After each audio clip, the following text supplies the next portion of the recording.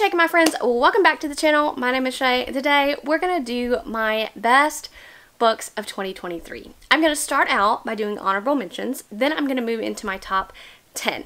And this was so difficult this year because I have had the most 5 stars that I have ever had in previous years. So in these honorable mentions, any of them can move into my top 10 in different days that you asked me. So let's go ahead and let's jump right into my honorable mentions. Let's start with A King's Bargain by J.D.L. Rosell. I think that's how you say his name. I'm not sure. I apologize, Josiah, if I said that wrong. I bought this book a long time ago in an Audible sale, and back when I was buying a lot of indie published books, wanting to get into this, and I had some expectations going in. I think I pulled it from my jars, and it blew every kind of expectation that I had.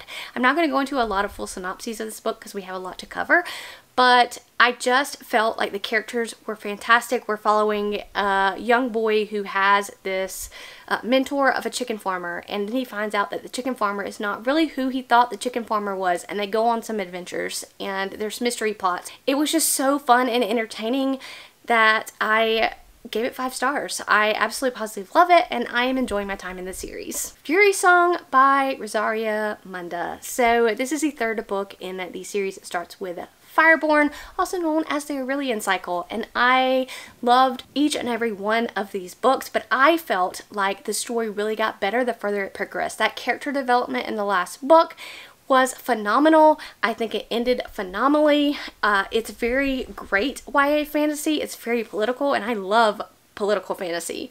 Even if you don't like YA fantasy, I would say it reads a lot more adult. Like, adults can really enjoy this kind of YA fantasy too. There is a romance in it, but it does not take the forefront.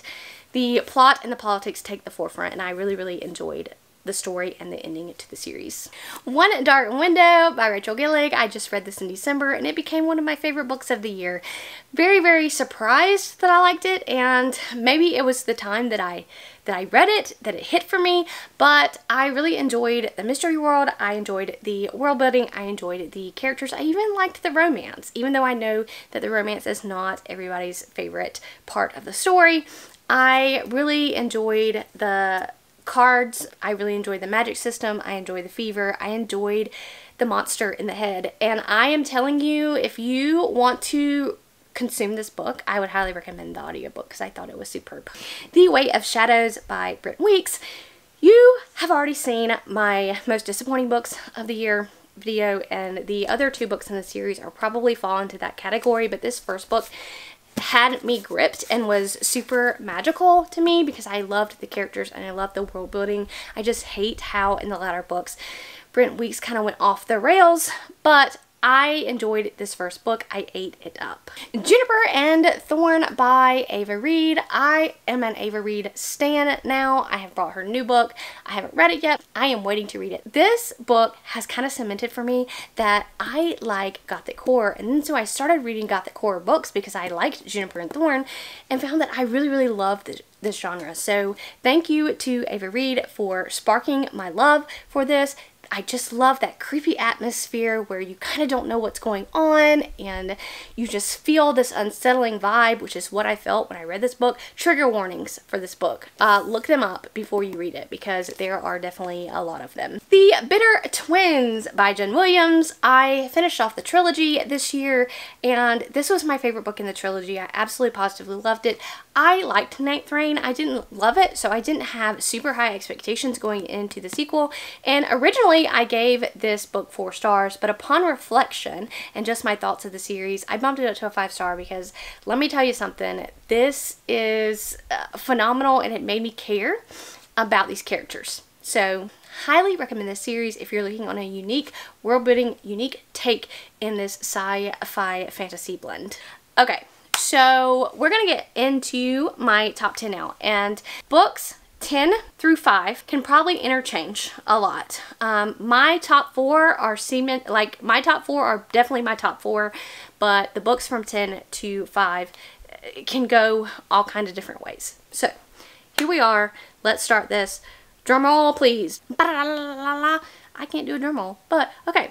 So Coming in at number 10 is Bright We Burn by Kiersten White. I fell in love with the series. I completed it this year. I think I read this book in February.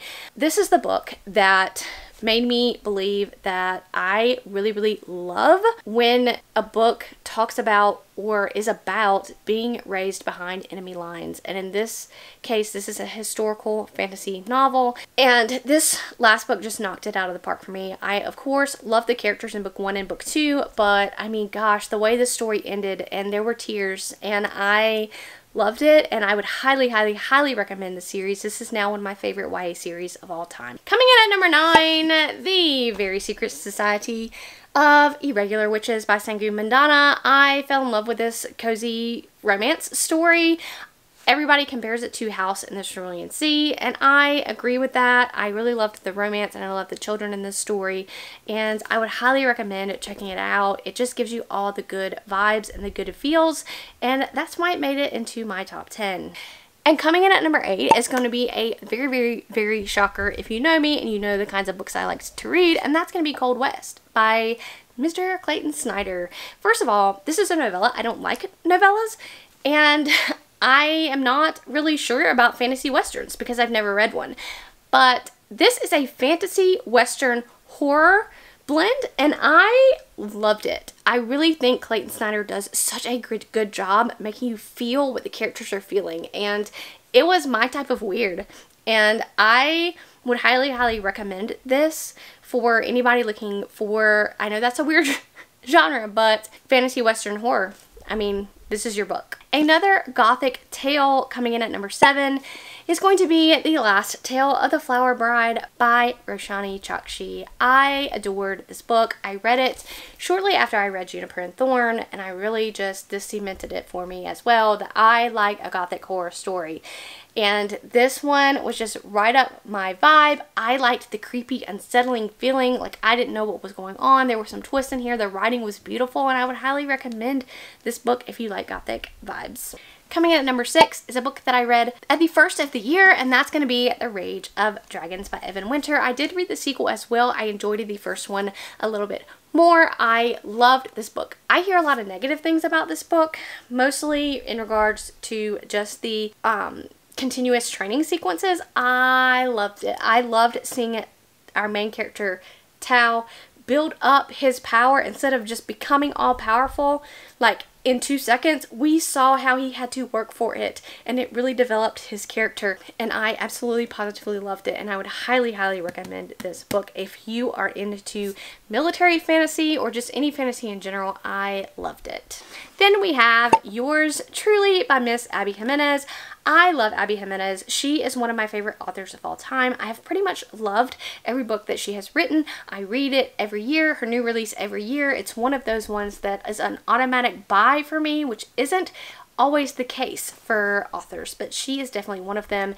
And I just like her romances because, number one, I liked this one. I like the characters, but she has hard-hitting topics in her fantasy. It's not all about the romance, and so I really, really enjoyed this one. Okay, my top 4 are really honestly my favorite books of the year. They are hands down, if you ask me what my favorite books of the year, it's really, really hard to pick between these 4 books. So coming in at number 4 is going to be The Bloody Chorus by John Marco.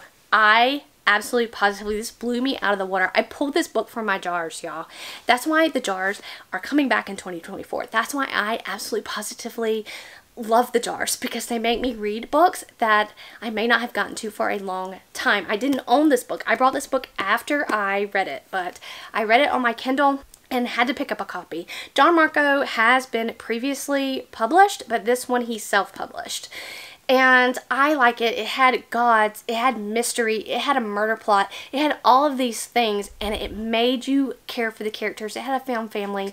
I loved it. You can absolutely read this as a standalone. It is a complete story. Now, John Marco has come back and said that he is going to write more books following future characters, but this is a standalone novel, so if you're looking for a standalone fantasy, this can stand by itself and is absolutely positively phenomenal. I mean, look at this artwork. Look there, I know you can't see, but there's like dragon whales, and I mean, come on, what else could you want in a book? Speaking of seas and dragons and sea dragons and all of that, I have fallen in love with The Tide Child in 2023. I've read the first 2 books, and I could say either of these books as my favorite. I absolutely positively love this. R.J. Barker is a phenomenal writer of characters. I would highly recommend listening to the audiobook of this one. While it is kind of weird to get into, once you get into it and this found family and these characters, you will love it. I promise.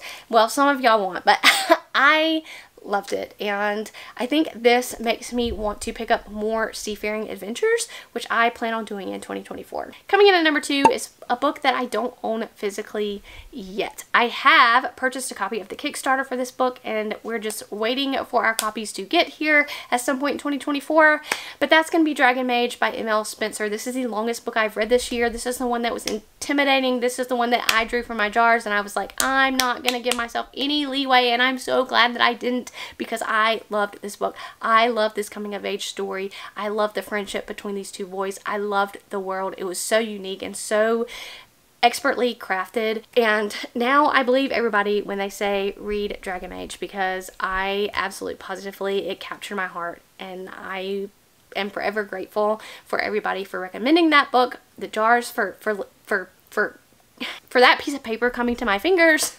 Like, I had such a great time, and I'm so glad that I read it. And of course, my favorite book of the year, of course, like I said, these top four books could intertwine. As any given day, you could ask me what my favorite book of the year was, and I have to say, I'll say something different. But for right now, it's going to be Lightbringer by Pierce Brown.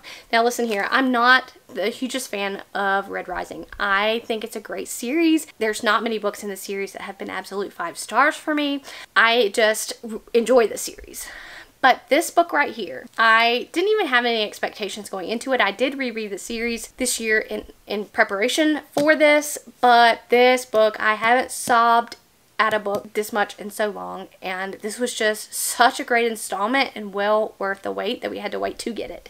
So I 100% think the books get better as the series goes on. Now, I know a lot of people don't like this second arc of storylines past the first trilogy, and I wasn't the biggest fan of Iron Gold or Dark Age, which is why I wasn't super excited to get into this one, but this one is near and dear to my heart, and I highly, highly, highly recommend, if you're questioning continuing on with the series, continue on with the series, because it gets so good and gets you in all the feels. Alright, that's it. That's the best books I read in 2023.